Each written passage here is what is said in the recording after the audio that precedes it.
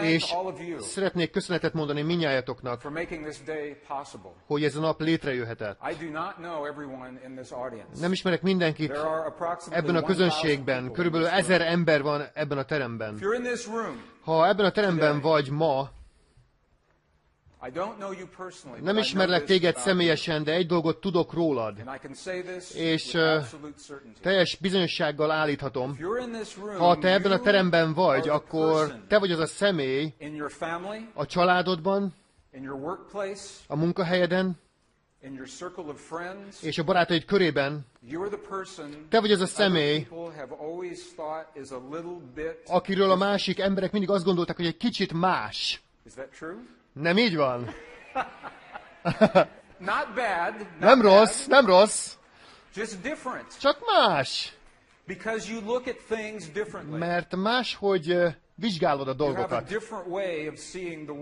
Más módon látod a világot. És néha ezt kinevetjük. Egyik oldalról. De azt is tudom, hogy amikor a családod és a munkahelyeden az emberek és a barátaid körében az embereknek szétesik az életük, amikor a tökéletes házasságuk véget ér egy nap alatt, és amikor a karrierjük szétesik, és az egészségük megromlik, akkor te vagy az az ember, akit megkeresnek, és azt mondják, hogy mi történt? Mi történt az életemmel? Mert neked megvan az a bátorságod, hogy más módon lásd a világot. Megvan az erőd, hogy másképpen éld az életedet. És ez nagyon-nagyon fontos, és ezért vagyunk ma itt. Azért vagyunk itt, hogy nagyon erőteljes dolgot csináljunk. Egy nagyon fontos dolgot. Hadd tegyek fel egy kérdést. Hány ember van ebben a teremben, aki elhiszi, hogy van hatalmad a testedben, ami nincs teljesen kihasználva? Hányan hiszitek ezt? Hányan hiszitek azt, hogy a hatalom ott van? Hányan hiszitek, hogy ott van-e a hatalom? Oké, akkor a kérdésem az, hogy miért nem használod? Miért nem használjuk ezt a hatalmat? Ennek oka van, és ez az ok, az, amiért ma itt vagyunk. A nyugati világban, a modern világban az életünk és a világegyetem megértését a tudományra alapozzuk. És én tudósnak tanultam, és a tudomány az jó. És néha a tudomány téved. Két helyzetben tett a tudomány hamis feltételezést rólad, rólam, az világegyetemről és az erről a világról. És ez a két helyzetet be fogjuk azonosítani, és fel fogjuk fedni, mert ez mindent megváltoztat. Megváltoztat mindent arról, az igazságról, ahol a tudomány tévedett. Először is, a tudomány elmondja nekünk, hogy az űr a tér ürességében, a világegyetemben teljesen üres. És tudjuk, hogy ez nem igaz. Tudjuk, hogy a tér közted és köztem, és a tér a csillagok között azt mondják, hogy az üres. De ez nem igaz. Semmi nem állhatna messzebb a valóságtól. Mert van abban az űrben valami. És ez adja meg nekünk azt az erőt, hogy meggyógyítsuk a testünket, és békét hozzunk ebbe a világba, és megváltoztassuk ezt a világot. És hogy megértjük azt a nyelvet, hogy beszélhessünk, kommunikálhassunk, azzal a dologgal, ami abban az ürességben van. A tudomány azt mondja, hogy semmi nincs ott, ez az első dolog. Másodszorban elmondja nekünk a tudomány, hogy a szívedben lévő belső élmények, tapasztalatok, a gondolataink, az érzelmeink, a hitünk, a hitvilágunk a testünkben nincsen hatással arra a világra, ami a testünkön kívül van. Hiszed te ezt? Hadd mondjam el, van egy nyelv, ami minden emberben él, aki ezen a világon jár. Ez egy olyan nyelv, aminek nincsenek szavai. Ez az emberi érzelmek nyelve. Ez egy olyan nyelv, ami elveszett 1700 évvel ezelőtt. De ez egy olyan nyelv, amire emlékeznek az ősi és benszülött hagyományokban. Tehát, ha te olyan vagy, mint én, akkor szeretnéd tudni, miről szól a mai nap. Tudod egyáltalán, hogy mit fogunk ma csinálni? Szeretnéd tudni? Oké, a következőt fogjuk csinálni. A lényeg, hogy ezek hamis feltételezések. Van valami az ürességben.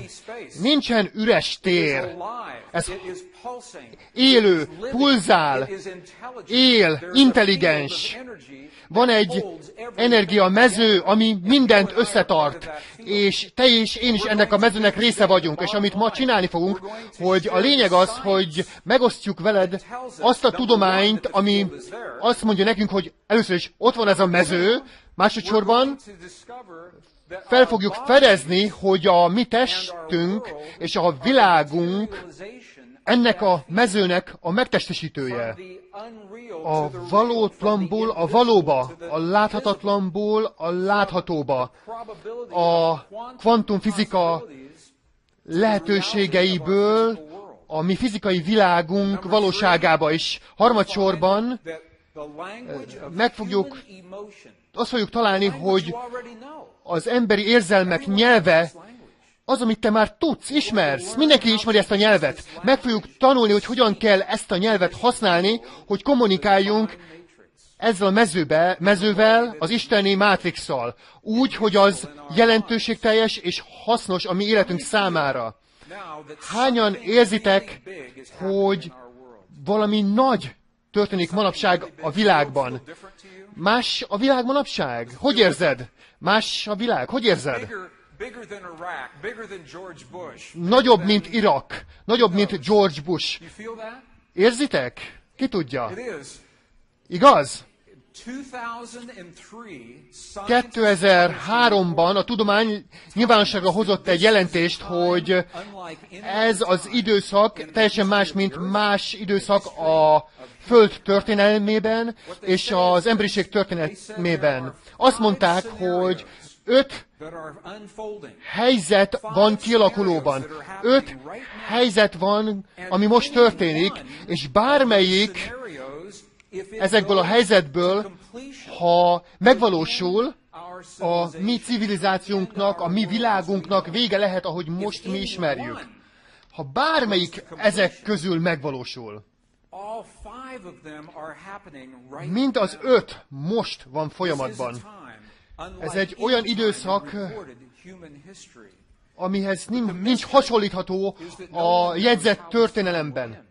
A rejtély az, hogy senki nem tudja, hogy ez az időszak hogy ér véget, mert te és én fogjuk megválasztani ennek kimenetelét most. És oly módon, ahogyan csak most kezdjük megérteni az új tudomány alapján, ami elmondja nekünk, hogy nem áldozatai vagyunk ennek a világnak. Te nem vagy áldozata ennek a világnak. Nem kell szenvedned, és betegségben élned, és megöregedned úgy, ahogy hittük, hogy a tudomány elmondta nekünk. Nem kell háborúkat használni, hogy megoldjuk a problémáinkat, és olyan időkben élünk, ahol mindezek a dolgok összeállnak, és ami neked és nekem megadja azt a hatalmat, hogy részt vegyünk, és az a tény, hogy ez a mező létezik, és mindnyájatok kommunikál ehhez a mezőhöz minden nap. A kérdés az, tudod te azt, hogy mit mondasz a mezőnek? Tudod, hogy mit mondasz?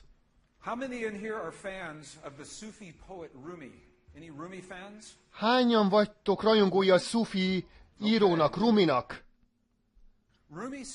Rumi azt mondja, hogy micsoda különleges lények vagyunk, a pokolban ülünk, a sötétség mélyén, és félünk a saját halhatatlanságunktól. Azt gondolom, hogy amit a Rumi mond, sok igazság tartozik, és még mélyebb, még talán ennél is mélyebb. Mi van akkor, hogyha nem annyira félünk a saját halhatatlanságunktól? Mi van akkor, ha a hatalmunktól félünk, hogy meggyógyítjuk azt a poklot, amit teremtettünk ebben a világban. Mi van akkor, hogyha félünk attól a hatalomtól, hogy meggyógyíthassuk a szenvedésünket? Ha megvan ez a hatalmunk, akkor ez megijeszt minket? Talán tudatalatti szinten. Lehet, hogy ez az, ami történik. Hadd osszak veletek meg egy történetet, egy igaz történetet. Ez egy története két iker kislány születésének.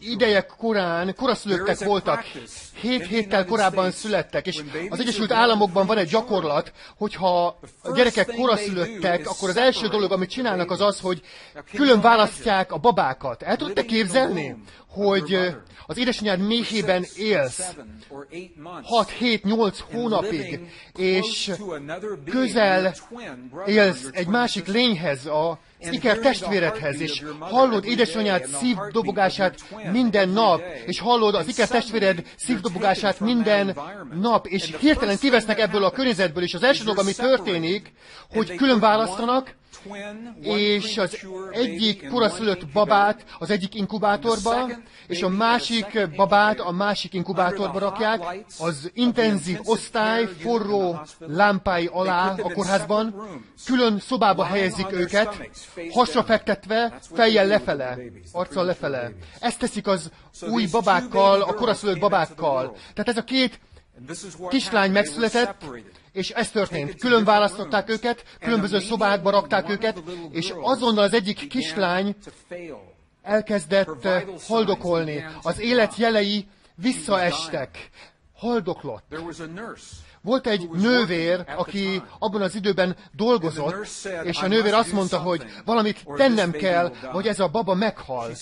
Azt mondta, áthágom a szabályokat, áthágom az eljárásokat, és benyúlt, fölvette a fiatal babát, a kis babát, amelyik haldoklott, és bevitte őt az intenzív osztály testvéréhez. Tudod, mi történt? Tudod a végét? Berakta a gyengébb kislányt az inkubátorba, az ikertestvére mellé. És itt lesz a dolog érdekes. Itt kezd a dolog érdekessé válni. És ez azt mondja nekem, és egy olyan dolgot fogok veletek megosztani, amivel mi születünk. Nem olyat, amit megtanultunk. Mert a következő történt. Berakták a gyengébb kislányt az erős mellé, és azonnal az erősebb átkarolta, és a karját a válla fölé helyezte az iker testvérének.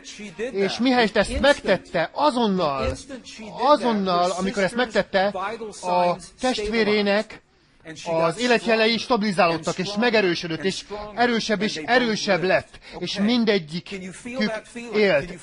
Érzed ezt az érzést? Érzed ezt az érzést? Látom, hogy szívedre raktad a kezedet. Néhányatoknak könycsepp van a szemében. Miért? Mert az az érzés, az egy nyelv. Az az érzés, az egy hatalom, ami benne él a testedben. Ha felsétáltam volna a színpadra, és azt mondom, hogy na most hozd elő ezt az érzést, akkor ez lehet, hogy nehézség lenne számodra. De láttál egy képet, ami okot adott neked, hogy érezd ezt az érzést. Még mindig sírsz. Ez egy erőteljes történet, ez egy erőteljes kép, és ez igaz. És a két kislány élt, ma is nagyon jól vannak. És ez az érzés, az valami, ami nem az elmédben történt, hanem a szívedben. Az a kép és a történet közvetlenül a szívedbe hatolt. Kikerülte az elmédet, kikerülte a szűrőidet, kikerülte a logikát, a kérdéseket, a szabályozást, az ítélőképességet. Ez csak egy érzés volt. Ma a modern tudomány kezdi megérteni, hogy az az érzés, ami a testünkben történik, annak közvetlen hatása van azokra a dolgokra, amiből a világ összeáll, fizikai világunk atomjaira és molekuláira. És meg fogom veled osztani azt a tudományt, ami annyira új, hogy még nem került bele a tankönyvekbe, még nincs benne a tankönyvekben, és másosorban pedig egy olyan tudomány, amit te és én és a gyermekeink arra fognak használni, hogy megoldják a mai világunk problémáit. Ez nagyon más módja a dolgokról való gondolkodásnak. Tehát a következő pár pillanatban megosztom veletek a tudományt. És úgy gondolom, élvezni fogod ezt a tudományt, mert egy utat mutat, hogy meglássuk, hogy mi az, ami az elkövetkezendőkben történni fog. És miután megértjük a tudományt, akkor szeretnélek meghívni a tibeti monostorokba, Egyiptomban, Peruban, mert azokon a helyeken őrzik a szívünk nyelvének bölcsességét. A bölcsesség az ő kultúrájukban az, ami a mi kultúránkból kiveszett. És amit csinálunk ma az, hogy meg fogunk veletek osztani a tudományt, és aztán megmutatom neked azt az ősi bölcsességet, ami leírja ezt a tudományt egy másik nyelven. És aztán látunk egy varázslatos videót itt, hogy hogyan használják azt a tudományt, hogy gyógyítsanak egy élő ember szervezetében. Látni fogunk egy hölgyet, akit rákkal diagnosztizáltak, és belelátunk majd a testébe ultrahangon keresztül, és figyelemmel tudjuk kísérni ezt az eljárást, hogy az érzelmi érzelem, a fókuszált emberi érzelem meggyógyítja ezt a rákot kevesebb, mint 3 perc alatt. Egy személynél. És aztán látjuk azt, hogy hogyan használják ugyanezt az alapelvet a béketeremtésre a Közel-Keleten, az izraeli-libanoni háború alatt a korai 90-es években, mert ugyanaz az alapelv. És aztán meg lesz a lehetőségünk ebben a teremben, hogy megtanuljuk azt a nyelvet, ami ezt a varázslatot létrehozza. Ez rendben, hogyha ezt így megcsináljuk ma? Oké, jó. Köszönöm.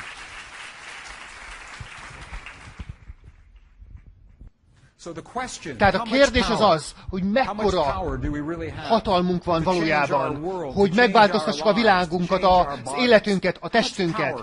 Mekkora hatalmunk van, mennyit hiszel, mekkora van. A kérdés az, hogy kik vagyunk mi. Kik vagyunk mi. És ez egy nagy rejtély és ellentmondás a tudomány nyelvében. Mi egyszerűen csak figyelők vagyunk, passzív figyelői ennek a világegyetemnek, hogy hogyan megy a világ, vagy pedig erőteljes teremtők vagyunk, mint ahogy a mi szeretett vallási és spirituális hagyományunk mindig is állították. Hogy mi valójában erőteljes teremtők vagyunk, és elfelejtettük, hogy hogyan használjuk ezt a hatalmat. Ez az a nagy kérdés, amit a tudósok már 400 éve kérdeznek. Amikor én tanultam az 1970-es, 60-as években, akkor azt tanították, hogy a világegyetem hosszú idővel ezelőtt kezdődött, és nagyon sokat fejlődtünk relatíve mostanában, és alapvetően mi, a világegyetem egy tehetetlen porszemei vagyunk. És miután meghaltunk, a világegyetem azt se tudja, hogy itt voltunk. Nekem ezt tanították mikor iskolában voltam. Ismerős ez nektek? Ez egy módja a gondolkodásnak. Van egy másik módja a gondolkodásnak, ami azt mondja, teljesen más állít. Azt állítja, hogy az univerzum nagyon hosszú idővel ezelőtt kezdődött, és mostanában nagyon sokat fejlődtünk, azonban mi erőteljes teremtők vagyunk, akik megváltoztatják a világot és a világegyetemet, ahogy éljük az életünket. És ez az ellentmondás a tudósok között. Albert Einstein az első elképzelésben hitt. Azt mondta, hogy egy olyan világban élünk, ami függetlenül létezik tőlünk, emberektől, ami úgy áll előttünk, mint egy nagy örök talány, ami legalább részben hozzáférhető a mi vizsgálatunk és gondolatunk számára. Ez egy nagyon komplex. Azt mondja, hogy Albert Einstein abban hisz, hogy szerencsések leszünk, ha egy nagyon picit is megértünk abból, hogy hogyan működik a világegyetem, és hogy mi nagyon jelentéktelenek vagyunk. Oké, egy kollégája Albert Einsteinnek élt abban az időben, és ma is él, őt John Wheeler professzornak hívják, a Princeton Egyetem fizikusa, és ma is él. John Wheeler teljesen az ellenkezőjét állítja. Ugyanabban az időben tanultak, ugyanazt az információt kapták, ugyanazokat a könyveket, ugyanazt az adatokat, és teljesen más a véleményük. Nézzük meg, mit mond John Wheeler. John Wheeler azt mondja, hogy el sem tudnánk képzelni egy olyan világegyetemet, amiben mi nem vagyunk bent, mert azzal a cselekedettel, hogy mi megfigyeljük a világegyetemet, válik az azzá, ami. Ő azt mondta, hogy azzal a cselekedettel, hogy megfigyeljük a világunkat. Azt mondta, hogy egy olyan világegyetemnek vagyunk a részei, ami még nem befejezett. John Wheeler azt mondta, hogy ez befejezetlen világegyetem.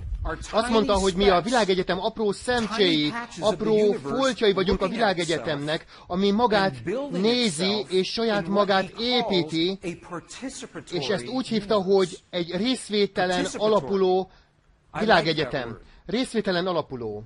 Szeretem ezt a szót. Ez azt jelenti, hogy mi nem irányítjuk a világegyetemet, nem az akaratunkat erőszakoljuk rá a világegyetemre, hanem részt veszünk benne, társ teremtői vagyunk.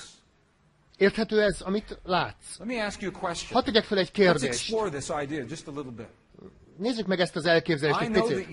Tudom, hogy este ébren fekszel, nem tudsz aludni, mert azon gondolkozol, hogy miért nem találtok meg még az anyag legkisebb részecskéjét, igaz? És ébren úgy fekszel az ágyadban este, hogy azon gondolkozol, hogy miért nem találtunk még rá a világegyetem szélére. Igaz? Mert én igen.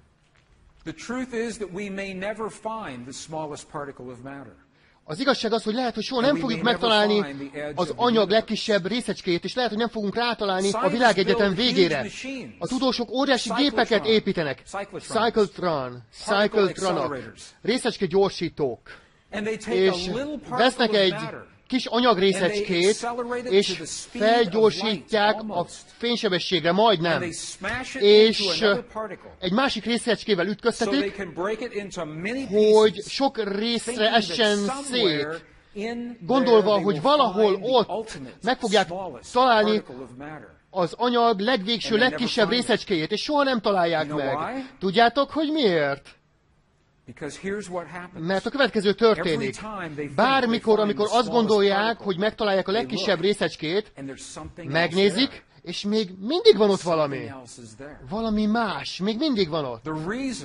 És az ok, hogy valószínűleg soha nem fogjuk megtalálni a legkisebb részecskét, és az ok, hogy valószínűleg nem fogjuk megtalálni a világegyetem végét, az, amit a John Wheeler mondott. Azt mondta, hogy azzal a cselekedettel, hogy mi kutatunk, hogy az emberi szív, az emberi elme nézi a világegyetemet, és elvárja, hogy lát valamit, azzal fogjuk megteremteni, hogy mindig lesz valami, amit meg tudunk nézni. Tehát azzal a cselekedettel, hogy nézünk, elvárjuk, hogy valami ott van. Az a teremtés cselekedete saját maga, önmagában is. Értitek? Ez nagyon fontos. Ez nagyon fontos számotokra. Gondolj bele. Kérlek, gondolj ebbe bele. Ha azzal elvárással nézel valamire, hogy valami ott létezik, akkor az hozza létre azt a valamit. Akkor mit jelent ez? Mit jelent az, hogyha te ahhoz vagy hozzászokva, hogy nézd a testedre, és keresd a testedben minden nap, vagy minden héten valami hibát, valami rendellenességet, valami daganatot keres, valami elszíneződést keres. Tudod, miről beszélek? Nem azt mondom, hogy ne nézd, hanem azt javaslom, hogy a te tudatosságod, miközben nézel, az nagyon fontos. Mi történik akkor, hogyha megnézed a testedet a tükörben minden nap, és azt mondod, hogy csodálatos test. És az is a teremtés cselekedete. Látod, mennyivel más ez? Mint ha azt mondanád, hogy úgy nézel a testedre, hogy keresel rajta valamilyen daganatot, vagy valamit, amit nem kéne, hogy ott legyen. Érthető? Nagyon erőteljes, amit a John Wheeler mond. Ez egy tudós, aki azt mondja, hogy a tudatosság az, ami megteremti a fizikai világegyetemünket. A kérdés az, hogyha az érzés, a tudatosság az, amit teremt, akkor mi az, amit érzünk, és mi az, amit hiszünk a világunkkal kapcsolatban. Az új felfedezések azt mondják, hogy a hatalom, hogy megváltoztassuk a testünket és a világunkat, annak alapja, amit úgy hívunk, hogy hiedelem. A mi hiedelmünk, hogy mi az, ami valós. Az életünket az alapján éljük, hogy mit hiszünk a világgal kapcsolatban. Egyetértetek azzal, hogy úgy éljük az életünket, hogy mit hiszünk magunkkal, a világunkkal, egymással, a korlátainkkal, a képességeinkkel kapcsolatban. Engem tudósnak képeztek. És amikor elkezdtem megérteni, hogy az életünket a hiedelmeink alapján éljük, a kérdésem az, hogy honnan származnak ezek a hiedelmek. És azt találtam, hogy azok a hiedelmek abból származnak, hogy mit mondanak nekünk másik emberek. A hiedelmek abból származnak, hogy mit mond nekünk a történelem, a tudomány, a vallás, a kultúránk, a családunk, a barátaink, mit mondanak ők nekünk. Innen származnak a mi hiedelmeink. Egyetérteni ezzel? Tehát, hadd tegyek fel egy kérdést. Mi van akkor, ha tévednek? Mi van akkor, ha tévednek? Mi van akkor, ha te és én olyan emberek hiedelmei alapján éljük az életünket, akik tévednek? Mit jelent ez számunkra? Milyen erőteljes egy hit? Tényleg, milyen erőteljes egy hit? Volt egy író, Neville-nek hívták a 20. század elején. Írt egy könyvet a tudatosság hatalmáról, csodálatos könyv, és a Neville azt mondta, hogy a hitünk hatalma, ez egy olyan hatalom, olyan korlátlan hatalom, ami ellen nincsen egyetlen földi erő, amilyen bármilyen befolyással bírna. A mi hitünk hatalma egy korlátlan hatalom, ami ellen semmilyen földi erő semmilyen jelentőséggel nem bír. Elhiszed, hogy van benned olyan hatalom, ami ellen semmilyen földi erő semmilyen jelentőséggel nem bír. Ez lehetséges? Elhiszed te ezt? Hadd mutassak neked pár példát. Hadd osszak meg veletek pár példát, csodákat. Ezeket a történeteket hallottátok. Hallottátok ezeket a csoda történeteket. Itt egy nőnek a története, aki felemelt egy olyan autót, ami a testsúlyának 20-szorosa, hogy megszabaduljon egy olyan személyt, aki egy baleset következtében beszorult a kocsi alá. Hallottál ilyen történeteket? Ő kiszabadította ezt a személyt, ő elment ezzel a személlyel a kórházba, és várt a váróteremben. A doktor kijött, és azt mondta, hogy ez az ember azért fog élni, mert felemeltél egy autót, és megmentetted az életét. És amikor hallotta ezeket a szavakat, amire leírták, hogy mit tett, akkor ő elájult. Öntudatlanná vált, mert egy olyan dologot tett, amit még talán ő sem hitt benne, nem gondolt bele, csak azt mondta, hogy én tudtam, hogy ki kell szabadítanom, és senki nem volt körülöttem. Akkor, június 15-én, 2005-ben, Amanda Dennison Albertában, Kanadában a leghosszabb tűz sétálás miatt bekerült a világrekordok könyvébe. 66 méter hosszú tűz csík átlagosan 900 Celsius fokos, és átkezd rajta sérülésmentesen. Itt van Amanda, hogy átsétál a parázson. És a séta után ez a felvétel készült róla. És a kérdés az az, hogy nincsenek sérülései. És a kérdés az, hogy miért? Miért nincsenek sérülései? A hite miatt. A nő, amelyik egy olyan kocsit emelt fel, ami 20-szorosa a test tömegének, a hite miatt történt meg. Az ember, aki átsétál a tűzön, a hite miatt teszi meg. Ezek arról példáról tanúskodnak, hogy milyen hatalom van bennünk, de ezek ritka példák. De mi van akkor, ha ez mindennapi példává válnak? A hit csodái. Feltesszük a kérdést, hogy kik vagyunk, azt tudjuk, hogy mi mindnyájan kvantum energiák vagyunk. Ezt hallottátok már, nem? Oké.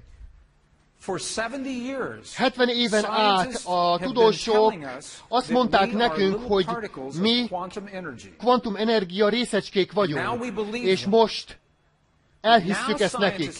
És most azt mondják a tudósok, hogy azok a kis kvantum részecskék csodákra képesek, elképesztő dolgokra képesek. És a tudósok azt mondják, hogy azok a csodáknak semmi közük nincs az életedhez. Például kvantum részecskék. Tudjuk, hogy létezhetnek fizikai részecskeként. Ez egy kvantum részecske. Ez a részecske létezhet láthatatlanként. Még mindig ott van a részecske, csak megváltoztatta a formáját. Kvantum részecskék létezhetnek egy helyen, egy adott időben. A kvantum részecskék létezhetnek több helyen, két helyen vagy több helyen egy adott időben, és mindig összeköttetésben vannak. Mindig összeköttetésben vannak egymással.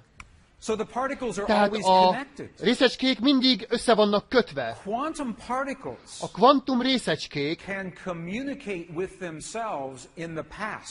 tudnak saját magukkal a múltban kommunikálni és a jövőben.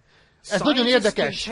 A tudósok foghatnak egy kvantum részecskét, és tudhatnak bármit, ami létezik erről a részecskéről. Tudják a forgását, a pluszt, a mínuszt, a töltését a jelenben. Elvihetik a jövőbe, és most ez a múlt, ez a jövő. Oké? Értitek eddig? Oké. Na most. Meg tudják változtatni a részecskét most, ami megváltoztatja azt, hogy milyennek kellett lennie a múltban, ahhoz, hogy ilyen legyen a mostban.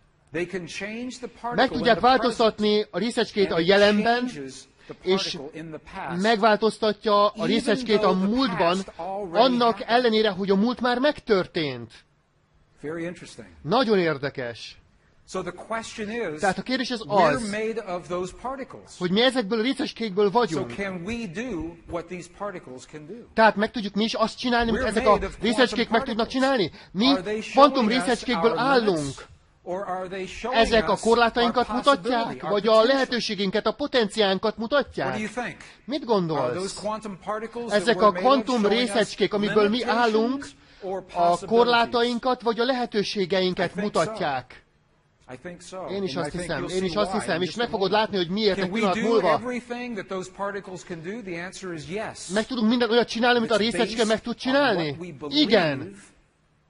Mert ez az alapján működik, hogy miről hisszük azt, hogy mi igaz. Nem az, amit gondolunk az elménkben, hanem mi az, amit hiszünk a szívünkben. Ez egy nagyon tiszta és nagyon erőteljes különbség. Nem az elme, hanem a szív. Ezekből a részecskékből állunk, és egy fókusz, egy erő által vagyunk összetartva. Mi az erő, ami a kvantum részecskeinket összetartja, mint testünket? Mi az az erő, ami C betűvel kezdődik, és minden testrészecskédet összetartja? Hogy hívják ezt, az erőt? C-vel kezdődik. Okay, there it is. Consciousness. Tudatosság. Angolul C-vel kezdődik, consciousness. Tudatosság. Igen, valaki eltalálta, valaki nem. Tudatosság az, ami ezeket a részecskéket összetartja. A tudatosság rendben rakja, szervezi a testedben a részecskéket és ebben a világban. 1944-ben a kvantum teória atya Max Planck tett egy kijelentést. Azt mondta, a világunk dolgai nem úgy léteznek, ahogy mi gondoljuk, hogy léteznek. Azt mondta Max Planck, aki az egész életét arra szánta, hogy az anyagot, a legtisztább tudományt tanulmányozza, és elmondhatom neked a tanulmányaim, anyaggal összefüggésben lévő tanulmányaim kapcsán, hogy nincsen anyag, nincs olyan, hogy anyag. Amit mond, hogy az a dolog, amiből mi állunk, az nem úgy létezik, ahogy mi hiszük, hogy létezik. És folytatja, hogy az, amiről mi úgy gondoljuk, hogy anyag, csak is egy erő által jön létre, és létezik. Azt mondta, hogy van egy erő odakint, ami mindent összetart a testünkben és a világunkban. És azt mondta, hogy fel kell tételezzük, hogy emögött az erő mögött létezik egy tudatos elme, egy intelligens elme. Azt mondta, hogy ez az elme a mátrix. Minden anyag mátrixa. Ez az elme minden anyag mátrixa. Ha láttad a filmet, a Matrixot, akkor a Matrix film alapja ez volt, ez az információ. A kvantum teória atya Max Planck azt mondta, hogy van egy energia mező, amit mindent összetart, hogy ez nem szilárd, mi nem vagyunk szilárdak. A hit, a kód, ami ezt az energia mezőt, a lehetőségeket lefordítja a valóságra, ennek a világnak a valóságára. A hit az a kód, ami a lehetőségeket a világ valóságára lefordítja. A tudósok következőt mondják arról, hogy hogyan működik a világ. A tudósok azt mondják, hogy ebben a mezőben minden lehetőség már létezik a kvantum energiában, a kvantum lehetőségek tengerében. Minden lehetőség már létezik. A kvantum lehetőségekben te már meg vagy gyógyítva, a béke már megtörtént, az öröm már mindenhol ott van.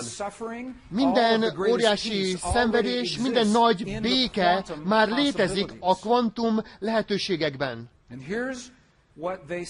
És a következőt mondják, hogy mi történik te veled és velem. Az elménkkel mi belenyúlunk ezekbe a lehetőségekbe, elképzeljük a gyógyulásunkat, elképzeljük a békét, elképzeljük a tökéletes párkapcsolatunkat, elképzeljük az életünk bőségét az elménkkel.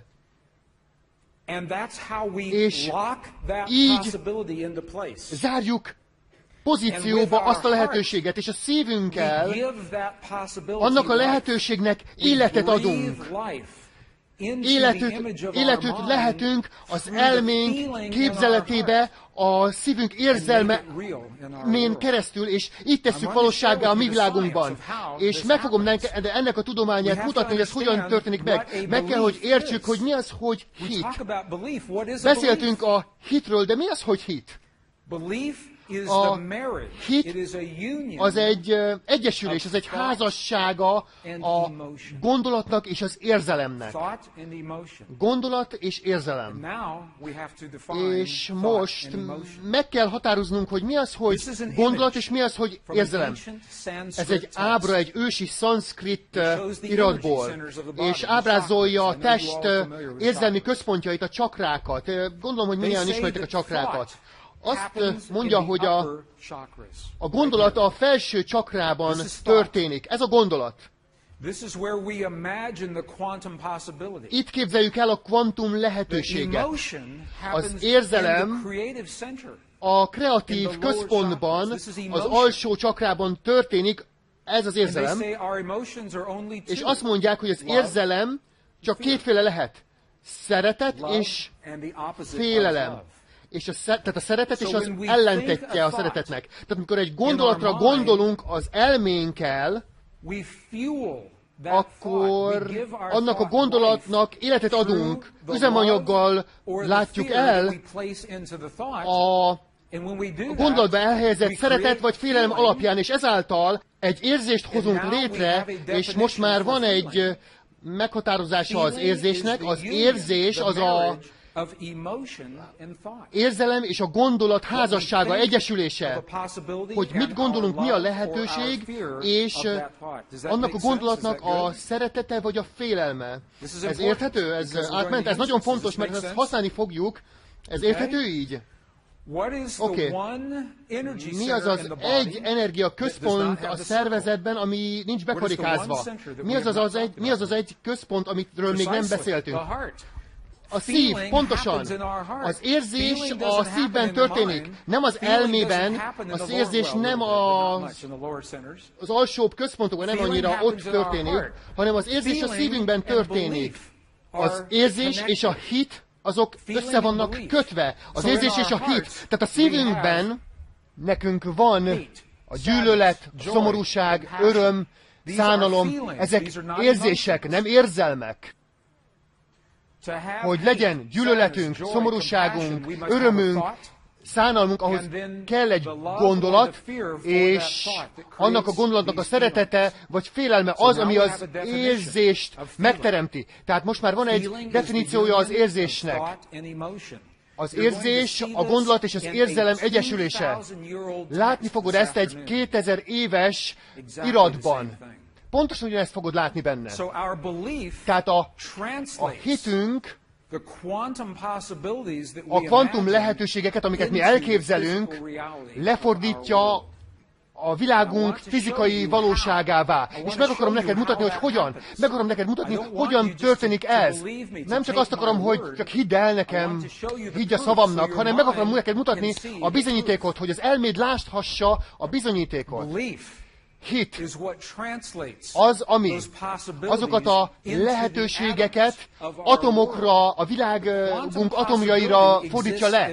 A kvantum lehetőségek csak hullámokként léteznek, de ez a világ atomokból áll. Tehát én úgy gondolom, tetszeni fog neked azt, amit mutatni fogok. Emlékeztek, hosszú idővel ezelőtt, amikor én iskolába jártam, és te iskolába jártál, azt mondták nekünk, hogy az atom így néz ki, mint egy kis naprendszer. Hosszú idővel ezelőtt. Emlékszel? És azt tanították, hogy az atom dolgokból áll. Egy dolog a közepében, és dolgok körpályán, amik cirkulálnak. Na most, manapság nem ebben hisznek a tudósok. Most azt hiszik, hogy az atom így néz ki. Mint az energia. Úgy néz ki, mint az energia. Az atom már többé nem úgy néz ki, mint dolgok, hanem energia hullámnak néz ki, inkább, mint valamilyen dolgok részecskéinek. És ez nagyon fontos, és látni fogod miért, és azt gondolom, hogy tetszeni fog, amit látsz egy pillanat múlva, úgyhogy csak tartsál ki. Tehát a kvantum atom az energia hullámokból áll, ahelyett, hogy dolgok részecskéiből állna. És ez nagyon fontos, ez nagyon fontos. Ha meg akarsz változtatni egy atomot, akkor meg kell változtatnod azt az energiát, amiben az atom él. Ha meg akarod változtatni a cuccokat, az életünk fizikai dolgait, akkor meg kell változtatnod az energiát, amiben az a dolog létezik. Érthető? Érthető ez számotokra? Oké nektek? Okay? Oké. We're going slowly because Lassan something big haladunk, is about to mert happen. valami nagy fog itt történni. Einstein said this very well. Einstein nagyon jól actually összefoglalta said ezt. the Azt mondta, field hogy a that mező, connects everything ami together mindent is what he összekapcsol, called the governing ő ezt úgy hívta, agency hogy of the particle. a részecske Einstein szabályozó said the szerve. field Einstein azt is mondta, what hogy a mező determines az, ami how the meghatározza, atom hogy behaves. az atom It's in hogyan the field. viselkedik. A mező, The sole governing agency is a what központi Albert Einstein szabályozó said. szerv. Ezt mondta az Albert So the Einstein. field that we're Tehát a talking mező, about, amiről mi the field beszélünk, is made of ez a mező electrical energy. elektromos mezőből It's áll, made of magnetic energy. mágneses Two energies. energiából áll. Két The energiából field that áll. holds everything Az a together. mező, ami mindent This is összetart. out of a traditional Ez egy text, hagyományos a fizikai traditional physics iratból, text. egy Look at hagyományos what this fizikai says. iratból származik. Nézd meg, mit This állít. says if Azt you állítja, change hogy ha the electric te megváltoztatod field, az elektromos mezőt, that you will change akkor the way the meg atom behaves, fogod and there's változtatni actually a azt, name ahogy for az this, atom and it's viselkedik, called the Stark és van ennek neve, effect. úgy hívják, hogy So if Stark you change the effektus. electrical field, Tehát, ha megváltoztatod the az Stark elektromos effect, you change the mezőt, atom, or a Stark effektus, akkor megváltoztatod az If you atomot, change the vagy magnetic ha field, megváltoztatod a mágneses mezőt, called the Zeeman effect. azt Zeeman you change effektusnak the atom. hívják, akkor megváltoztatod az atomot. So all this is Tehát saying is ez that azt science állítja, hogy knows today, a tudomány if you change tudja the ma, electrical field, hogyha or you megváltoztatod az change the elektromos magnetic mezőt, vagy a field, mágneses you change mezőt, the atom. akkor az atomot Okay? megváltoztatod.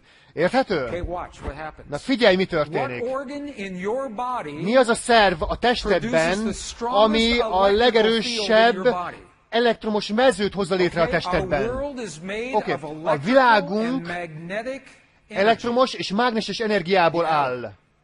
Atomból. And the science says, És a tudomány if azt you állítja, change hogy the ha electrical megváltoztatod field, or you az change the elektromos magnetic vagy a field, mágneses you change the mezőt, atom. akkor azt az atomot is megváltoztatod. Okay, there is one organ Érted? in your body Tehát van egy szerv a testedben, ami a legerősebb elektromos mezőt és a legerősebb mágneses mezőt hozza létre a testedben.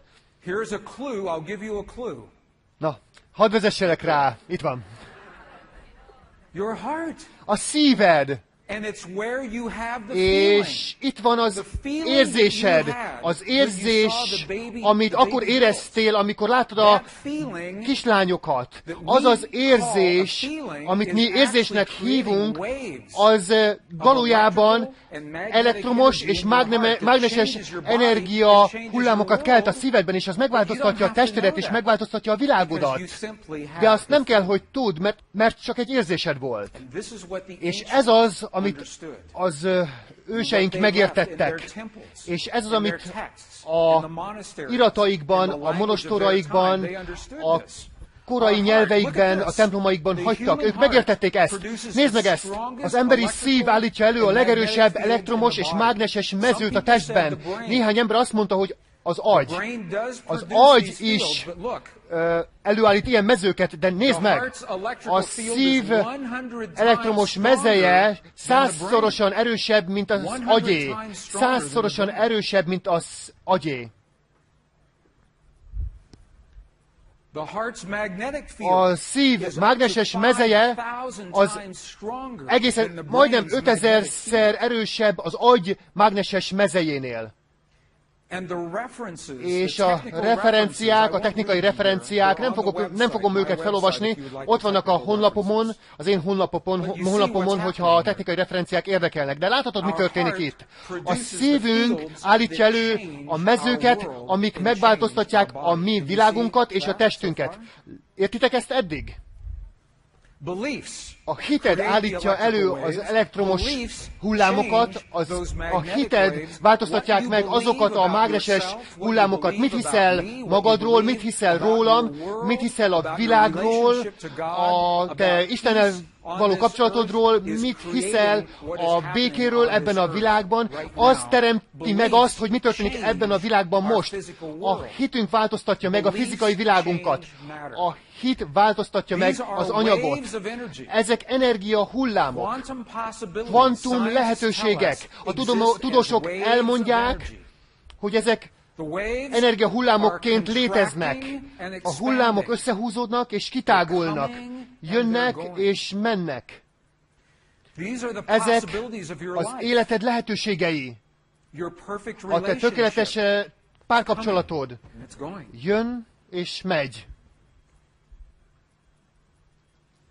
Your abundance. A Your bőséged, perfect a job. tökéletes munkahelyed, It's coming. az And jön it's going. és megy. Because the waves Mert are a always in hullámok motion. mindig mozognak. Okay, let me ask you a question. Hadd tegyek fel egy kérdést. What would happen Mi if the történne wave akkor, was hogyha not coming a hullám and was not going, se nem jönne, it was in one se nem place, menne, hanem what would we egy call that helyben wave? lenne, It's akkor not hogy coming, hívnánk azt a hullámot? it's not going. Ha nem jön és nem megy. Let's see what this would look like. Nézzük meg, hogy nézne akkor ez ki. Okay. Oké. Can you see this wave? Látod ezt a It is hullámot? pulsing, Ez pulzál, but it's not coming, de and it's not going. Can you see nem that? jön és nem megy. Látjátok? This is called a Ezt standing úgy hívjuk, wave. hogy álló hullám. A standing wave. It's not Álló coming, hullám, and it's ami not going. nem jön, nem megy. The possibilities, A lehetőségek, quantum a possibilities kvantum of your life lehetőségek az életedben. are these waves that Ezek are a coming and hullámok, going. amik jönnek és mennek. The standing wave Az álló hullám is the reality. a valóság. Okay? Oké? The quantum possibilities, A kvantum the soup of all lehetőségek, possibilities, minden lehetőség tengere coming and going. jön és megy. But the reality of this De world a világ is a valósága wave az that is egy standing olyan wave. hullám, It ami is not álló coming, hullám, and it's not going. nem megy This és is nem what jön. atoms look like. Így néznek ki az Atoms atomok. are Az the atomok waves azok that are stationary. hullámok, amik mozdulatlanok. Quantum possibilities are A the kvantum waves lehetőségek that are azok coming olyan and going. hullámok, amik jönnek és Okay, mennek. does that make Oké? sense so far? Érthető ez eddig? Okay, because Mert if it hogyha does, igen, you're going akkor to like tetszeni what fog, happens next. ami most következik. And then it won't be És so aztán technical. nem lesz annyira technikai. Okay, this makes sense. Oké? Let me Ennek ask, így van értelme. our Akkor beliefs hadd kérdezzem meg, in hogy our heart a szívünk hite produce the standing hozza wave. létre az álló Your hullámot. heart A te produces szíved the wave hozza létre azt a that hullámot, locks ami the possibilities into helyére place. rögzíti Your a heart lehetőségeket. is what produces A the te waves szíved that make hozza happen. létre azt a hullámot, What you believe ami in your az heart atomot is csinálja. what Tehát amit locks hiszel a the szívedben, quantum possibility az into rögzíti reality a kvantum of this lehetőséget moment. Heart a waves jelen pillanat are valóságába. standing waves. A szív hullámai, azok álló This is important. We're hullámok. going Ez to nagyon work with our fontos. hearts this afternoon. A szívünkkel fogunk dolgozni ma I'm délután. going to share with you an Megosztok experiment. veletek egy kísérletet. How many have heard of the very Hányan famous hallottatok a double nagyon slit híres experiment kettős performed rés in 1909? kísérletről, amit 1909-ben végeztek. 1909-ben. A couple. Néhányatok. This is the experiment Ez egy olyan kísérlet, began ami the ideas of quantum physics. It's a elkezdte very a important kvantumfizika experiment. Look at what happened. elképzelését, és nagyon fontos. Nézzük meg, mi történt. 1909-ben a tudósok fogtak egy részecskét, Of matter. egy anyag részecskét, amit fotonnak hívnak. Foton. P-H-O-T-O-N. F-O-T-O-N. They have this photon right here. Fogtak ezt a fotont, itt van, And they take this photon és ezt a and they fotont wanted to shoot the photon keresztül at akarták this target. lőni erre Before a it could reach this target, it passes célpontra. through one opening. de mielőtt eléri a célpontot, átmegy ezen a nyíláson, ezen az akadályon. Tehát könnyű a kísérlet, fogják a részecskét, átmegy az akadályon, elér a célpontig, a részecske részecskéként működik, sikerül a kísérlet, minden jó. Oké, aztán megpróbálták a kísérletet megint, és egy dolgon változtattak. Ugyanazt a részecskét használják, ugyanazt a céltáblát, de ezúttal az akadálynak két nyílása van. Na most hiszik, hogy a részecske csak egy helyen lehet, egy időben. És arra nem voltak felkészülve, hogy mi történt ez alatt a kísérlet alatt. Ez egy foton, egy fény részecske, olyan dolog, amiből a mi világunk, a mi testünk épül fel. Tehát egy olyan dologgal kísérleteznek, ami a valóság. Tehát fogják ezt a részecskét, és átlövelik, és eltűnik. And they said, what happened? És kérdezik, mi történt? The next time they saw the particle, A következő pillanatban, amikor látták a it részecskét, was at this target. akkor a céltáblán volt, és nem részecske It's a volt. wave, Egy hullám. meaning that it Ez azt jelenti, passed hogy through both openings. mind a két nyíláson At the same átment, time. ugyanabban az The időben. particle A changed részecske itself megváltoztatta magát, to accommodate the conditions. hogy a feltételeknek This megfeleljen. is actually a drawing. This is És ez from egy, the actual science ábra, notebook of 1909, gyakorlatilag a showing what these waves look 1909-es like. tudományos könyvből This is a származik mystery. ez, So the hogy hogy nézett ez ki. scientists are Tehát ez egy asking the rejtér, question, és a tudósok why felteszik azt a did this kérdést, hogy ez They're most miért saying történt meg? Azt mondják, The particle began a as részecske, részecskeként began as indult, matter. anyagként kezdte el, de aztán ezt nézd meg! It behaves like a wave. It Hullámként behaves like viselkedik, energy. And they're úgy viselkedik, mint az asking why. energia, és megkérdezik, hogy miért? Why does the particle change? Miért változott They a asked this részecske? question. Miért változott meg? They Feltették said, ezt a kérdést. Who knows Ki az, azt mondják, that ki there are az, two aki openings tudja, possible hogy for that particle? két lehetséges nyílás van Scientists in annak the a room know, részecskének. The particle A tudósok knows. tudták a teremben, a részecske but the tudta, particle can't know anything. de a részecske nem tudhat semmiről, And the scientists, és they say, well, a we tudósok know, but that cannot azt mondja, possibly have hogy an mi effect tudjuk, de annak nem on lehet reality, hatása a can it? valóságon. Nem lehet hatással, vagy igen? So here's the question. Tehát a kérdés a Who következő. knows Ki that there are two tudja, openings hogy available? The két scientists elérhető nyílás van? A and the tudósok particles. és a részecskék. This is the answer to our question. És a kérdésünkre ez a válasz. Itt. Because what the scientists Mert discovered a tudósok is azt that fedezték fel, their hogy knowledge, az ő the tudásuk, scientists' consciousness a tudósok tudatossága hatással volt a részecskére a kísérletben. A tény, hogy a tudósok tudták, hogy vannak eltérő nyílások, befolyásolta annak a módját, ahogy a részecske viselkedett. Érthető? Ez azért fontos, mert ez azt bizonyítja, hogy a tudatosságuk befolyással van a mi fizikai világunkra, és ezt már 1909-ben mutatják. A megfigyelő megváltoztatja a világunk részecskéit. A megfigyelő megváltoztatja a részecskéket. John Wheeler, Princeton Egyetem a következő kijelentést tette. Megvan nekünk az a régi elképzelésünk, hogy van egy világegyetem odakint, és itt van az ember, a megfigyelő, egy 15 centis üvegtábla lemez biztonságában védve a világegyetemtől. Így hívta ő ezt. John Wheeler ezt mondta.